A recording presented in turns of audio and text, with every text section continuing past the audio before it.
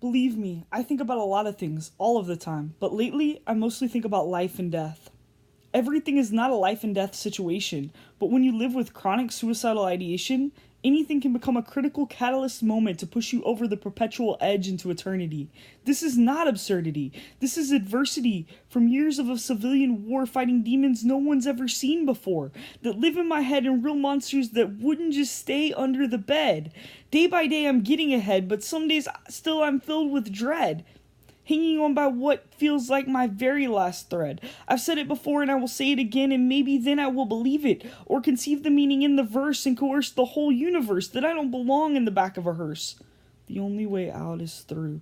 The only way out is through. That's for everyone, even you. This means even when I'm bluer than blue at the deepest point in the ocean, I have to remain in motion, like Newton's first law of physics. Without a flaw, it rings like lyrics. An object in motion remains in motion unless acted upon by an unbalanced force. This means on any uncharted course, there's always a source, a rock to block the destination and make it seem like the only choice is resignation. But I won't let that mentation become a fixation or a limitation in my narration. I know the world is full of mistakes, just like Murphy's Law states. Anything that can go wrong will go wrong.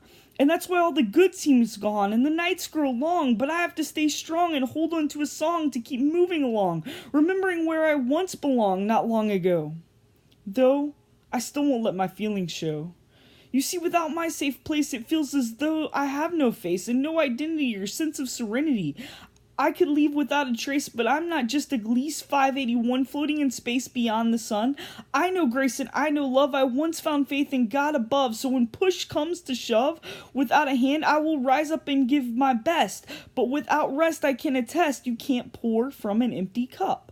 I'm not asking for sympathy, just an ear to hear the emptiness when it pours. I swore I would find something more, but before I can progress to find my success, I regress while I wait for this door to close on a life I never chose. But that's how the story goes. We don't get to compose the beginning, so we start off spinning on an axis, and without action we stay by inertia, unchanged, until life gets rearranged. Then we can find what remained and fight through the pain in an effort to obtain something beyond shame and blame. Because deep down, we're all the same souls, searching for connection and hoping for direction to a purpose beyond the surface of our imperfections. And once we are free from obligation, we find our motivation to stand up for ourselves and put our past upon the shelf so we can delve into the future. But right now, I can't suture the wound from the injustice that consumes my being. This freeing feels like an opportunity for fleeing.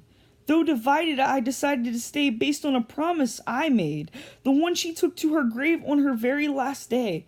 I gave my word to be brave and live in this world no matter how absurd, to follow my compass until my time comes to pass, and not trespass on fate, but wait until my time comes to meet me at the gate.